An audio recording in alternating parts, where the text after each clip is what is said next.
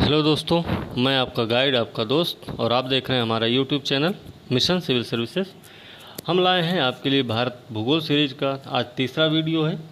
हमने भारत भूगोल के बारे में पिछली कक्षाओं में जाना, पिछले वीडियोज में हमने जाना था कि भारत की भूगर्भिक संरचना कैसी है, भारत की भूगर्भिक संरचना के कितने भाग हैं। तो उसमें आपको पता चला था कि पर्वत, पठार और मैदान 3 भाग हैं। तो उसमें हमने पर्वत, पठार, मैदान के बारे में भी जाना, उसके बाद उनके महत्व के बारे में जाना। दूसरे वीडियो में हमने देखा कि भारत की भू आकृतिक विभाग कैसे हैं। तो भारत के भूगर्भिक विभाग के बारे में जब हम जाने, भू आकृतिक विभाग के बारे में जाने, तो हमको पता चला कि ये 5 भागों में बांटा गया है, जिसमें उत्तर की विशाल पर्वतमाला, उत्तर भारत का विशाल मैदान, फिर प्रायद्वीपीय पठार, फिर पूर्वी घाट और पश्चिमी घाट, फिर द्वीपीय क्षेत्र। तो आज जानेंगे हम भारत की स्थिति, विस्तार एवं उसकी सीमाएं क्या क्या हैं, भारत की स्थिति कैसी है, भारत का विस्तार क्या है। इसके साथ में हम कुछ और जानेंगे, लेकिन इससे पहले हम शुरू करते हैं ये वीडियो। तो आइए दोस्तों शुरू करते हैं, जो कि यूपीएससी, स्टेट पीएससी और अन्य परीक्षाओं के लिए उपयोगी होगा। आप इस वीडियो को लास्ट तक देखें। तो आइए शुरू करते हैं आज का वीडियो। भारत की स्थिति, विस्तार एवं सीमाएं। भारत की स्थिति के बारे में बात करते हैं तो ये दक्षिण एशिया के बहुत बड़े भूभाग के जो उत्तर, उत्तर पश्चिम, उत्तर और उत्तर पूर्व में ऊंचे ऊंचे नमीन वलित पर्वत हैं, जिनको हम हिमालय कहते हैं। दक्षिण पश्चिम में देखते हैं तो अरब सागर है, दक्षिण पूर्व में बंगाल की खाड़ी है तथा दक्षिण में हिंद महासागर स्थित है। और इसी भूभाग को हम भारतीय उपमहाद्वीप कहते हैं। तो भारतीय उपमहाद्वीप की बात आती है तो भारतीय उपमहाद्वीप के बारे में ये भी पता होना चाहिए कि भारतीय उपमहाद्वीप में कौन कौन से देश शामिल होते हैं। तो इसमें भारत, पाकिस्तान, नेपाल, भूटान और बांग्लादेश शामिल हैं। इसमें अगर भारत की बात करते हैं, सिर्फ भारत देश की, तो भारत की जनसंख्या, भारत का क्षेत्रफल जो है अपने सभी अन्य देशों की अपेक्षा क्या है कि ज़्यादा यहाँ पे है। यहाँ का क्षेत्रफल भी ज़्यादा है और यहाँ का की जनसंख्या भी बहुत ज़्यादा है। तो हम देखते हैं कि उपमहाद्वीप का जो 3/4 भाग है उसको भारत ही घेर रखा है। भारत जो है भारतीय उपमहाद्वीप के 3/4 भाग में विस्तृत है। उपमहाद्वीप के जो सभी देश हैं वो सांस्कृतिक दृष्टि से एक दूसरे के बहुत करीब दिखते हैं। तो इस हिसाब से हम जानते हैं कि इनकी जो संस्कृति रही है वो एक दूसरे के आसपास एक दूसरे के साथ जोड़ती है। भारत की मुख्य भूमि की बात करें तो मुख्य भूमि की बात करते हैं तो 8/4 से 37/6 उत्तरी अक्षांश है और 68/7 से 97/25 पूर्वी देशांतर के मध्य स्थित है। ये उत्तरी अक्षांश और पूर्वी देशांतर क्या है? उत्तरी अक्षांश है कि ग्लोब पर पूर्व से पश्चिम में जो खींची गई एक काल्पनिक रेखा है उसी को हम अक्षांश रेखा बोलते हैं। और देशांतर रेखा बोलते हैं कि जो उत्तर से दक्षिण में खींची गई काल्पनिक रेखा होती है उसी को हम देशांतर बोलते हैं। तो हमारे भारत का विस्तार जो है वो 8/4 से 37/6 उत्तरी अक्षांश में है और 68/7 से 97/25 पूर्वी देशांतर के मध्य स्थित है। तो अगर हम जानें तो हमें पता चलता है कि भारत का जो अक्षांशीय और देशांतरी विस्तार है वो लगभग 30 डिग्री का है। लगभग 30 डिग्री भी बोल सकते हैं, एग्जैक्ट भी बोल सकते हैं। अगर ऑप्शन में लगभग 30 डिग्री आता तो भी आंसर आपका सही माना जाएगा। देखिए हम यहाँ पे एरो करके दिखाए हैं कि नॉर्थ, साउथ, ईस्ट और वेस्ट करके। तो इसमें नॉर्थ में हम देखते हैं 37.6 डिग्री नॉर्थ में क्या है, इंदिरा कॉल है जो कि जम्मू कश्मीर में है। साउथ में देखते हैं कि कन्याकुमारी स्थित है जो कि कहाँ है, 6.5 डिग्री अक्षांश पर स्थित है। हमने मुख्य भूमि की बात की थी तो 8/4 से 37/6 के बीच में ही है, लेकिन कन्याकुमारी जो हमारा दक्षिणतम बिंदु माना जाता है वो 6.5 डिग्री पर है और यह कहाँ पे है, कार निकोबार में स्थित है। उसके बाद हम पूर्वी सीमा की बात करते हैं, पूर्वी छोर की बात करते हैं तो वो अरुणाचल प्रदेश में केबुथु नाम से है। और पश्चिम में बात करते हैं तो गौरमोता जो कि गुजरात में है। ये 68/7 पूर्वी देशांतर के पे स्थित है। और पूर्वी और पश्चिमी बिंदुओं के बीच में अगर समय के अंतर की बात की जाती है तो इनमें 2 घंटे का अंतर आता है। साथ में ये भी जानते हैं कि पूर्व से पश्चिम की जो लंबाई है वो 2933 किलोमीटर है और उत्तर से दक्षिण की लंबाई 3214 किलोमीटर है। अब अक्षांशीय देशांतरीय विस्तार जो है समान ही है, जैसे 30 डिग्री हमने ऊपर भी पढ़ा है। तो ये इन दोनों में 2933 3214 जो दिख रहा है ये क्यों है? इसमें अंतर इसलिए है क्योंकि विषुवत वृत्त पर जो देशांतर रेखाएं हैं उनके बीच की दूरी क्या है, ज़्यादा होती है। अगर हम विषुवत वृत्त से उत्तर ध्रुव की तरफ या दक्षिणी ध्रुव की तरफ जाते हैं तो 2 देशांतरों के बीच की दूरी जो होती है वो धीरे धीरे कम होती चली जाती है। लेकिन यही बात अगर अक्षांशों के बारे में करें तो ये उत्तर में जाएं हम चाहे विषुवत रेखा से, चाहे हम दक्षिण में जाएं, इनकी दूरी सभी जगह समान होती है। तो इनकी बीच अक्षांशों के बीच की दूरी कितनी है? अक्षांश वृत्तों के बीच की दूरी 111 किलोमीटर। अक्षांशीय विस्तार के प्रभाव क्या होते हैं? अक्षांशीय विस्तार के प्रभाव होते हैं कि दिन रात की अवधि में अंतर होगा, मौसम में अंतर होगा। अब बात करते हैं, जैसे हमारे भारत के बीच से कर्क रेखा गुजरती है जो कि 23.5 डिग्री अक्षांश पर स्थित है। तो कर्क रेखा के अगर दक्षिण के भाग को हम देखते हैं तो वो उष्णकटिबंधीय क्षेत्र में आता है, लेकिन कर्क रेखा के उत्तर भाग की अगर बात करते हैं तो ये उपोष्णकटिबंधीय क्षेत्र में आएगा। इसी के साथ देखते हैं कि देशांतरीय विस्तार का क्या प्रभाव होता है। तो देशांतरीय विस्तार का जो प्रभाव है वो ये है कि पूर्व से पश्चिम, पूर्व और पश्चिम में जो सूर्य निकलने की अवधि है इसमें 2 घंटे का अंतर है। कैसे? क्योंकि एक देशांतर रेखा के बीच में जो 2 मिनट का डिफरेंस होता है वो होता है 4 मिनट का। तो 30 डिग्री का अंतर है पूरब से पश्चिम के बीच में। तो इसको हम 30 × 4 करेंगे तो 120 मिनट्स आएगा, जो कि 2 घंटे के बराबर होता है। इसी तरीके से हमें पता चलता है कि जो देशांतरी विस्तार है उसी से हमारे सूर्य निकलने की अवधि में अंतर दिखाई पड़ता है। और इसी के साथ ये जान लीजिए कि जैसे कि अरुणाचल प्रदेश में अगर मान लीजिए 5 बजे सूर्य उदय होता है तो ये गौरमोथा में सूर्योदय 7 बजे होगा। आगे देखते हैं कि भारत का मानक समय क्या है? मानक समय होता क्या है?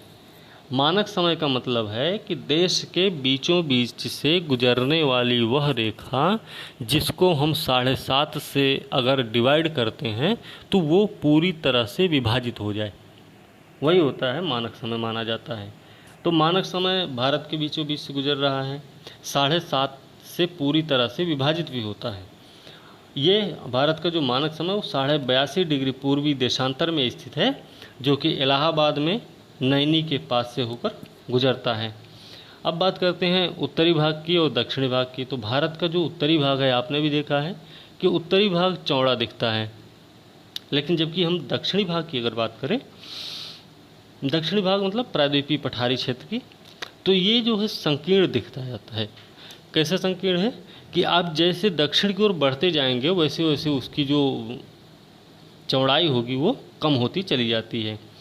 पाक जल संधि जो है श्रीलंका को भारत से अलग करती है, ये भी एक फैक्ट है, तो इसको भी ध्यान में रखना है। आकार के बारे में अगर बात करें तो पूरे विश्व में जो भारत का क्षेत्रफल है वो है 2.4%, 2.4% भू क्षेत्र पर भारत का विस्तार है पूरे विश्व के हिस्से में जितनी ज़मीन है। तो इस हिसाब से भारत का क्षेत्रफल 7वां स्थान पर आता है। और संसार की कुल जनसंख्या की अगर बात करते हैं तो उसमें से भारत का जो योगदान है वो है 17.5%, और जनसंख्या के हिसाब से भारत दूसरा सबसे बड़ा देश है।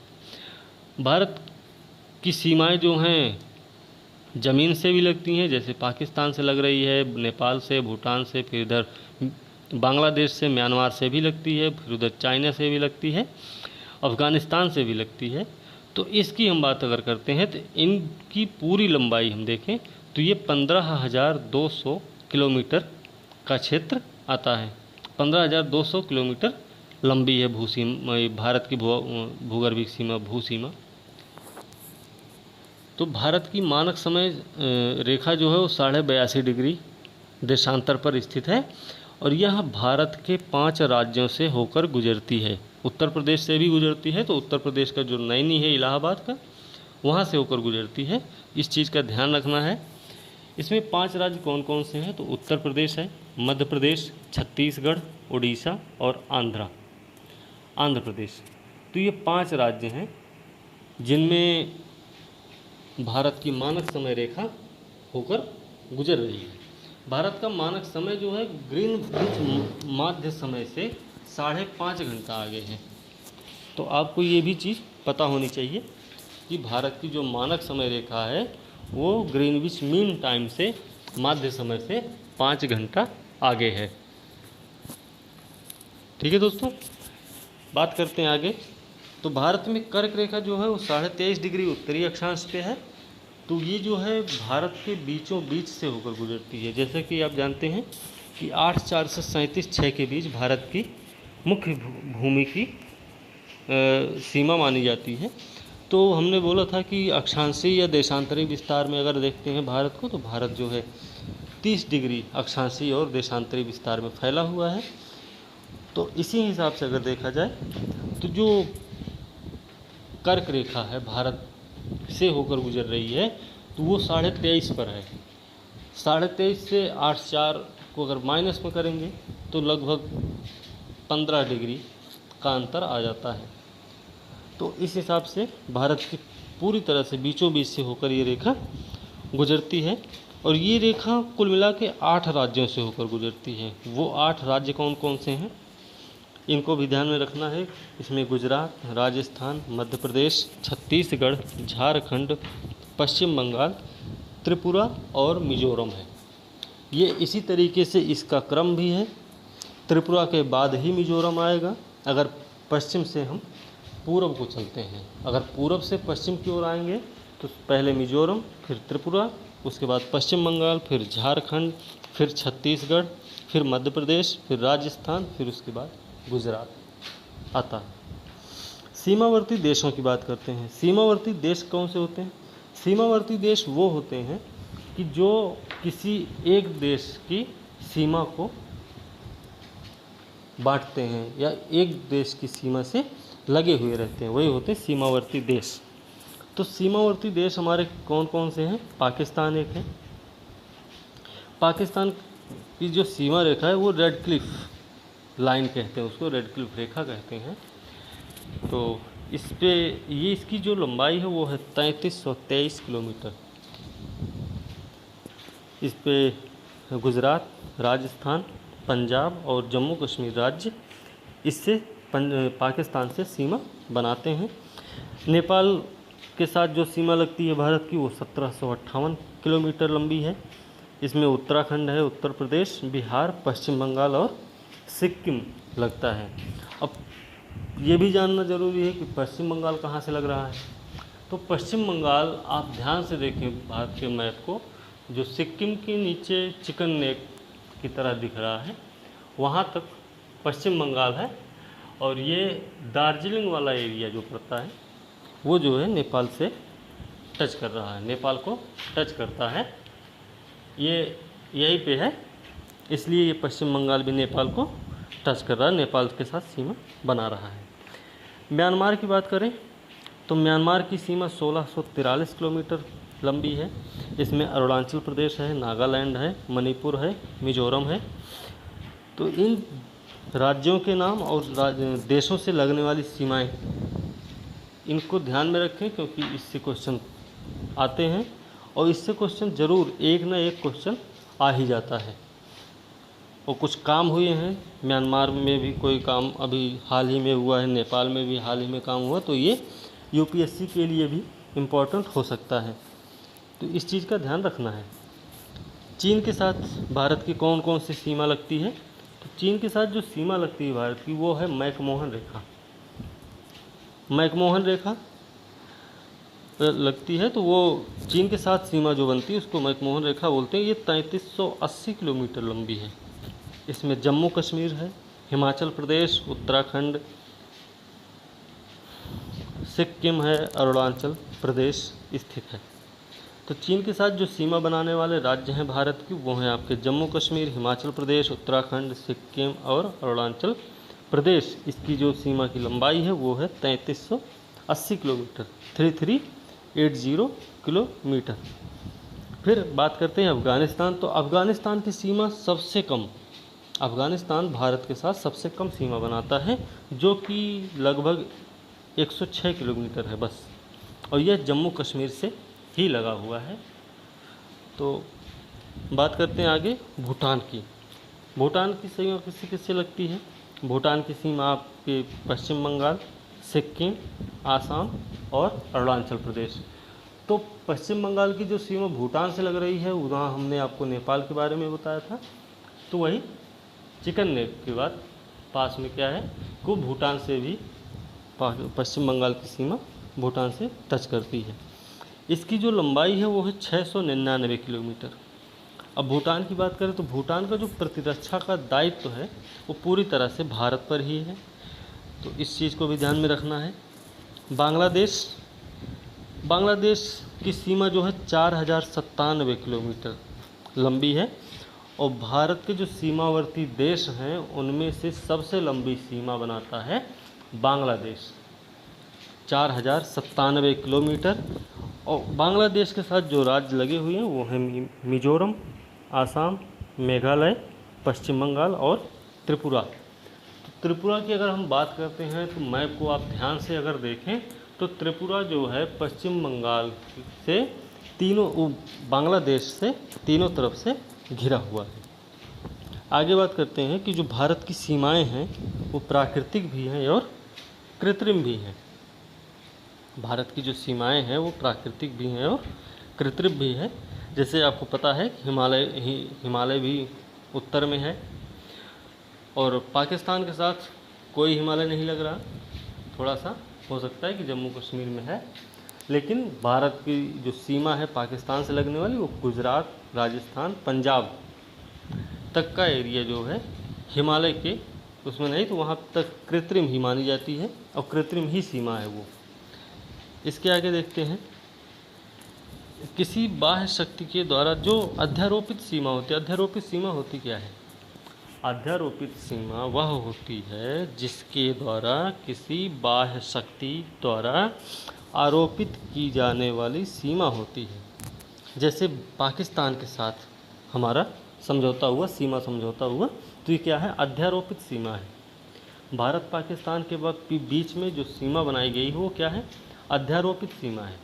तो अध्यारोपित सीमा क्या होती है कि किसी बाह्य शक्ति के द्वारा या किसी बाहरी हस्तक्षेप के द्वारा आरोपित की जाने वाली जो सीमा होती है उसी को हम अध्यारोपित सीमा बोलते हैं। भारत और म्यांमार के बीच में हिमालय की उत्तर पूर्वी जो श्रेणियां हैं उसमें अराकानियोमा, नागा, पटकोई, ये सब क्या हैं? स्थलीय सीमा बनाती हैं, जो इरावदी नदी द्वारा भारत को म्यांमार से अलग करती हैं। इरावदी नदी द्वारा क्या मतलब है कि इरावदी नदी भी वहीं से होकर बहती, उधर से ही।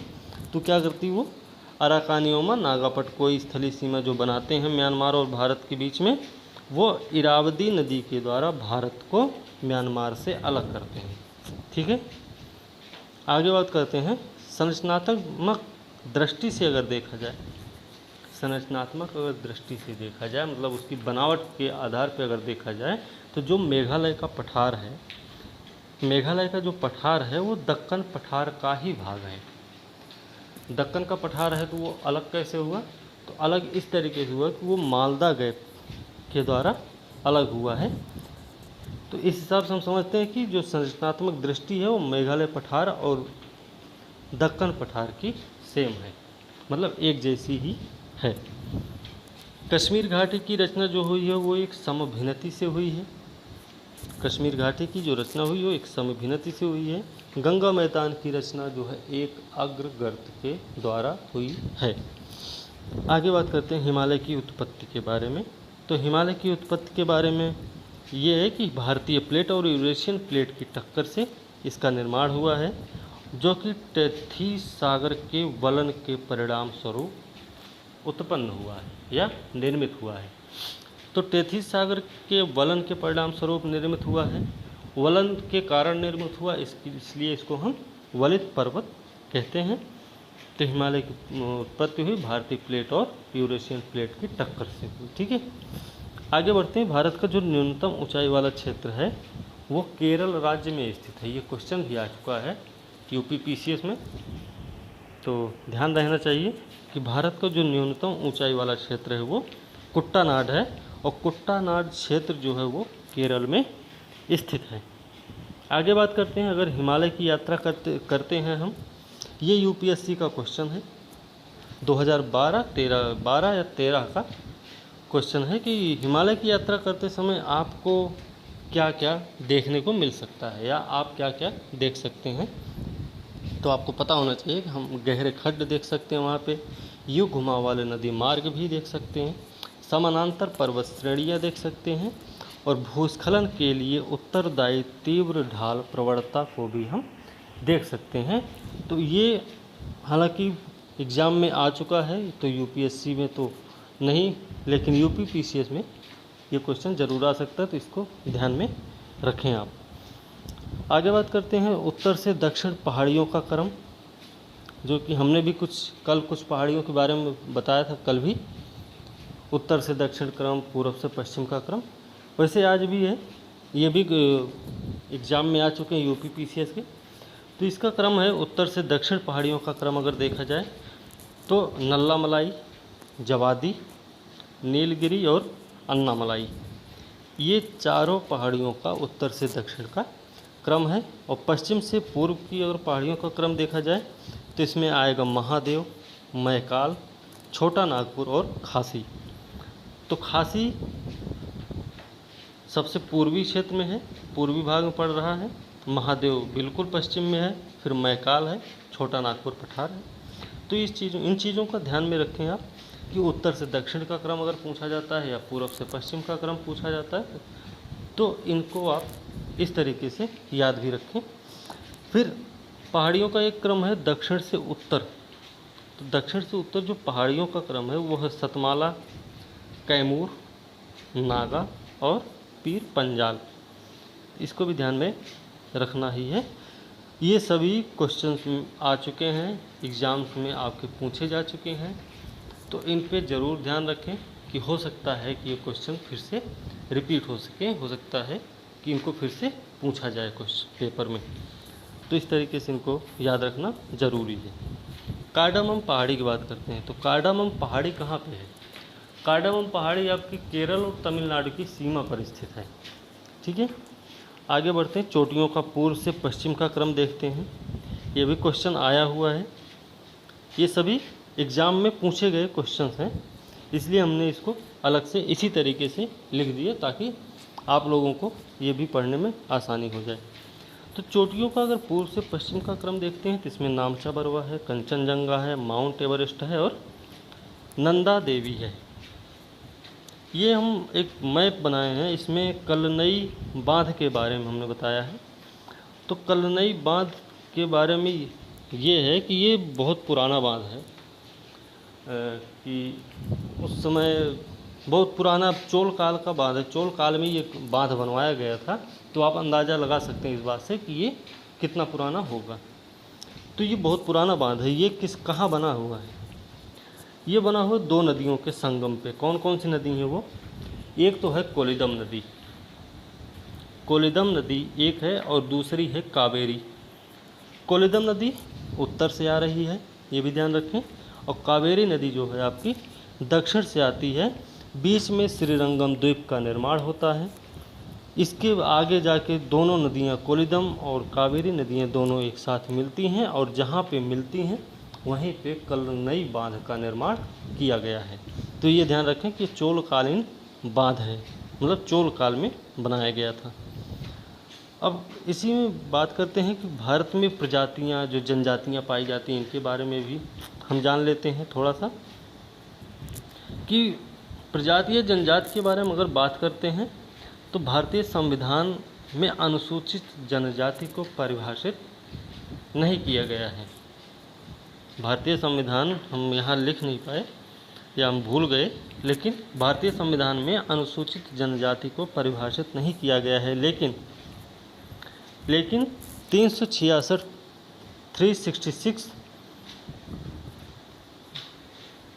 √25 के अनुसार बताया गया है कि अनुसूचित जनजाति उन समुदायों को कहा गया है जो संविधान के 342 अनुच्छेद के तहत अधिसूचित किए गए हैं।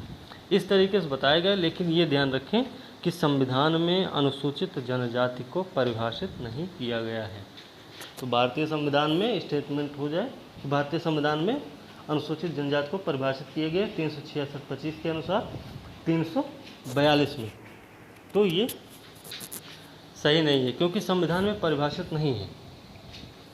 लेकिन 366(25) के अनुसार अनुसूचित जनजाति के बारे में बताया गया कि वो समुदाय हैं जो संविधान के अनुच्छेद 342 में वर्णित हैं या अधिसूचित किए गए हैं।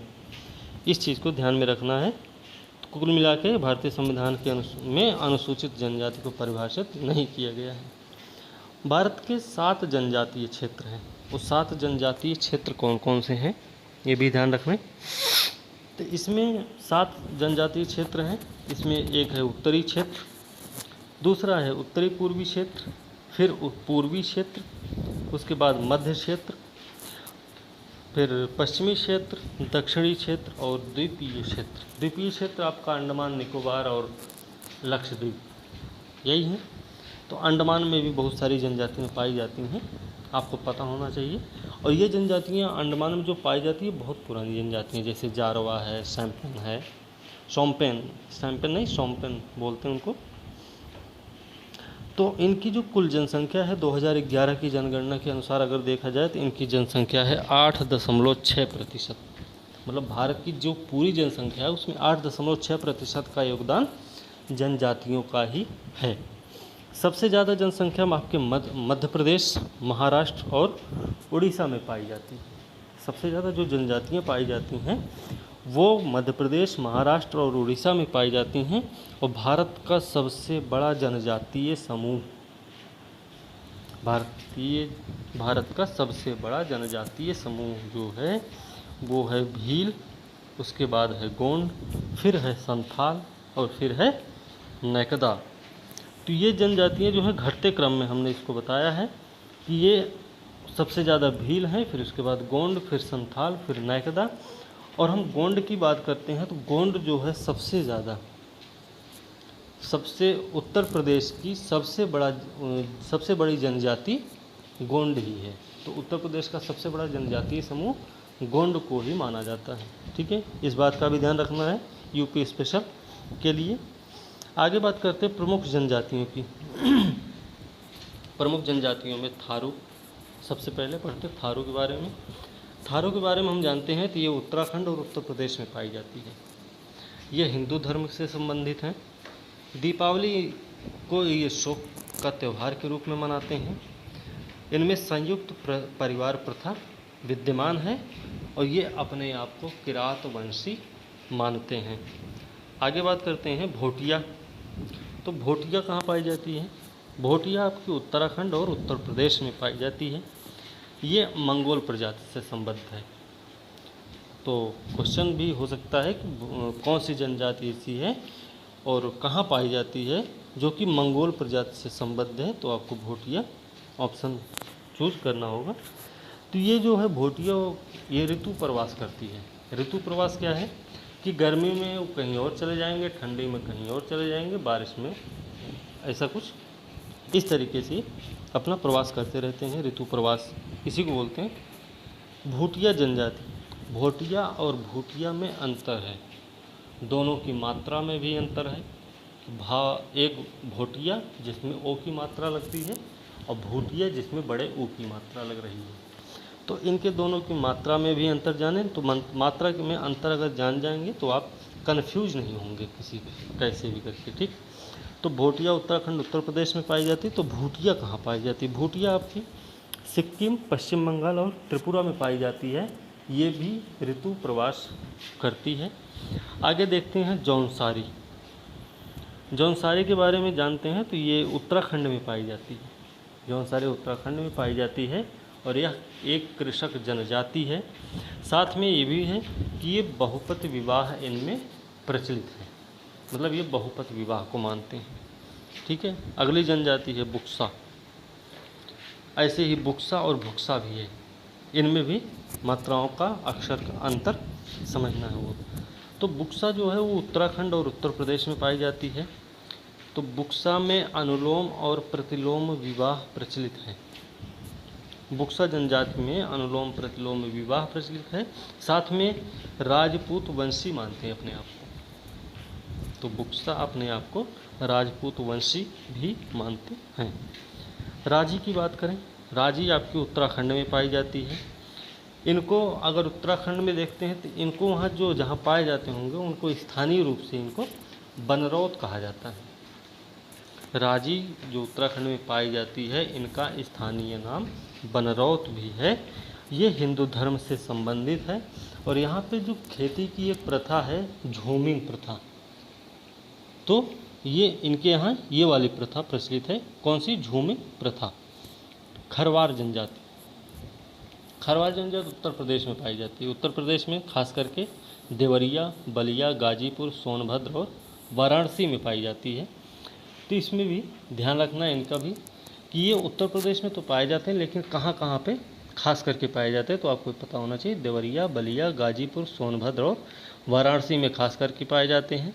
इनका जो स्वभाव होता है वो क्रोधी होता है, शरीर मजबूत रहता है। और तो उत्तर प्रदेश की दूसरी सबसे बड़ी जनजाति है ये। तो सबसे बड़ी जनजाति उत्तर प्रदेश की गोंड है, उसके बाद खरवार है। तो ये भी ध्यान रखना है उत्तर प्रदेश स्पेशल के तौर पे। गद्दी, गद्दी जो है पश्चिमी हिमालय की धौलाधार श्रेणी में पाई जाती है। और ये धौलाधार श्रेणी जो पश्चिमी हिमालय की है वो हिमाचल प्रदेश में स्थित है। तो यहाँ पे गद्दी जनजातियाँ पाई जाती हैं। ये गढ़वा वंशी अपने आप को मानते हैं। गढ़वा वंशी अपने आप को मानते हैं कौन? गद्दी लोग। बात करते हैं गोंड। गोंड ये गोंडवाना लैंड के मूल निवासी हैं। अभी हमने बताया भी था कि गोंड जो है उत्तर प्रदेश का सबसे बड़ा जनजातीय समूह है। तो गोंड जो है गोंडवाना लैंड के मूल निवासी थे। ये बिहार, पश्चिम बंगाल, झारखंड, महाराष्ट्र, छत्तीसगढ़, मध्य प्रदेश, उत्तर प्रदेश, उड़ीसा, कर्नाटक, आंध्रा, तेलंगाना सहित और गुजरात में पाए जाते हैं। इसमें ये आखेट और मछली पकड़ते हैं। इनका जो जीवन यापन है वो आखेट और मछली पर ही निर्भर है। ये स्थानांतरित कृषि भी करते हैं। स्त्रियों को आभूषण पहनने का शौक़ बहुत होता है इनको। इनकी जो स्त्रियाँ होती हैं इनको आभूषण पहनने का बहुत शौक़ होता है। इनकी जो मुख्य प्रथा है वो पशु बलि है। मुख्य प्रथा मतलब मुख्य प्रथा हो तो ये पशु बलि प्रथा को मानते हैं। उत्तर प्रदेश का सबसे बड़ा जनजातीय समूह हमने पहले भी आपको बताया था। इसके अलावा हम देखते हैं भील। भील जनजाति, भील तमिल शब्द से इसकी उत्पत्ति हुई बिल्लुअर से। बिल्लुअर जो कि तमिल शब्द है इसी से उत्पत्ति हुई है इसकी भील की। और इसका अर्थ होता है धनुषकारी।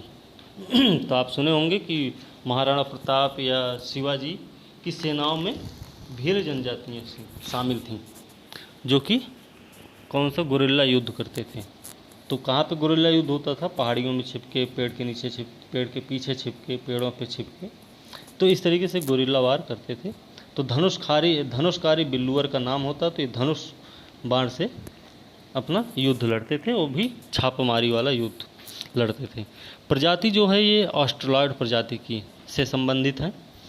ये गुजरात, मध्य प्रदेश, छत्तीसगढ़, महाराष्ट्र, कर्नाटक, त्रिपुरा, आंध्र प्रदेश, तेलंगाना और राजस्थान में पाए जाते हैं। भील के लिए एक चीज़ है कि जो सबसे ज़्यादा महत्वपूर्ण है वो है घूमर नृत्य। घूमर नृत्य इनके लिए विशेष महत्व रखता है। आगे बात करते हैं मुंडा। मुंडा विद्रोह के बारे में, बिरसा मुंडा के बारे में आप सुने होंगे, इतिहास में भी आप पढ़े हैं। तो मुंडा जो है झारखंड, पश्चिम बंगाल, छत्तीसगढ़, मध्य प्रदेश, त्रिपुरा, उड़ीसा और बिहार में पाई जाती है। इनके कुछ त्यौहार मनाए जाते हैं। इनके जो कुछ त्यौहार हैं इन पे भी क्वेश्चन आया हुआ, जैसे सरहुल, सोहरई। ये क्वेश्चन यूपीएससी में भी आया हुआ था। यूपीएससी ने पूछा था इस बार इसके बारे में। तो इनके जो त्यौहार वो हैं भागे, फागु, कर्मा, सरहुल और सोहरई। जिसमें सरहुल की बात करें तो ये फूलों का त्यौहार है। सरहुल फूलों का त्यौहार है और यह मार्च अप्रैल में मनाया जाता है। तो इस बात का ध्यान रखना है। आगे देखते हैं कोरबा जनजाति। कोरबा से ही समझ में आ रहा है कि कोरबा कहाँ है। कोरबा छत्तीसगढ़ में है, आपको ये पता है। तो छत्तीसगढ़ में है तो झारखंड में पाया जाता है। झारखंड में हो सकता है कि झारखंड और छत्तीसगढ़ की जहाँ सीमा लगती है वहाँ पे पाए जाते होंगे। तो ये कोरबा जो है वो झारखंड और छत्तीसगढ़ में मिलती है। इनका जो जीवन यापन है वो जंगली कंदमूल फल और शिकार पर निर्भर रहता है। तो कोरबा का जो जीवन यापन है वो जंगली कंदमूल खाते हैं और शिकार करते हैं।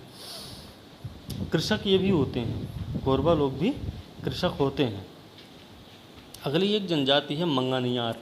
मंगानियार एक जनजाति समूह है जो राजस्थान में पाई जाती है। ये इस्लाम धर्म से संबंध रखती है, इस्लाम धर्म से इसका संबंध है और ये संगीत परंपरा के लिए माने जाते हैं।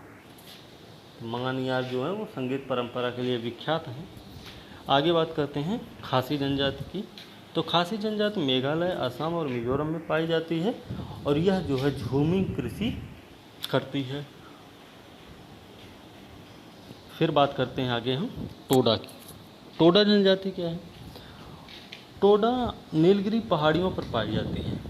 टोडा जनजाति नीलगिरी पहाड़ियों पर पाई जाती है और ये अपने आप को आर्यों का वंशज मानते हैं। तो टोडा जनजाति नीलगिरी पहाड़ियों पर पाई जाती है, अपने आप को आर्यों का वंशज मानते हैं। इनका मुख्य व्यवसाय पशुचारण है और इनमें भी बहुपति विवाह प्रचलित है। तो दो जनजातियों में बहुपति विवाह के बारे में हमने सुना। कौन कौन सी? एक तो पहले सुने थे जौनसारी के बारे में और दूसरा हमने सुना टोडा के बारे में। अगली जनजाति है जारवा। जारवा क्या है? जारवा सबसे पुरानी जनजाति मानी जाती है। आद्य जनजाति समूह, सर्वाधिक आद्य जनजाति समूह है। यह अंडमान निकोबार में पाई जाती है। जो जारवा जनजाति का निवास स्थान है वह क्या है?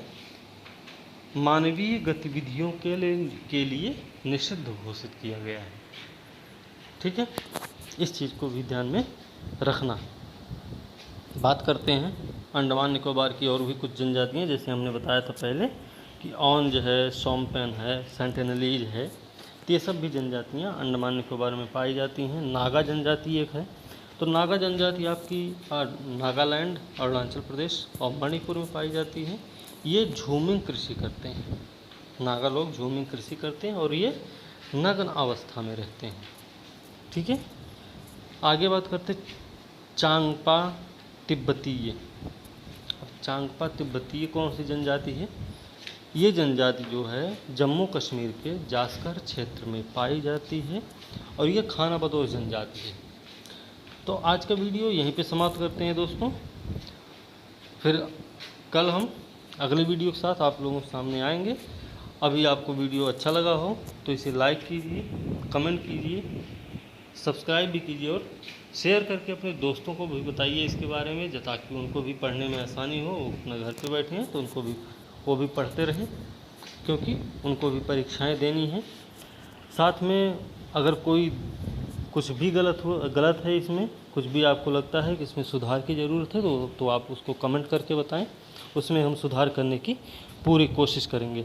धन्यवाद दोस्तों, आपका दिन शुभ हो।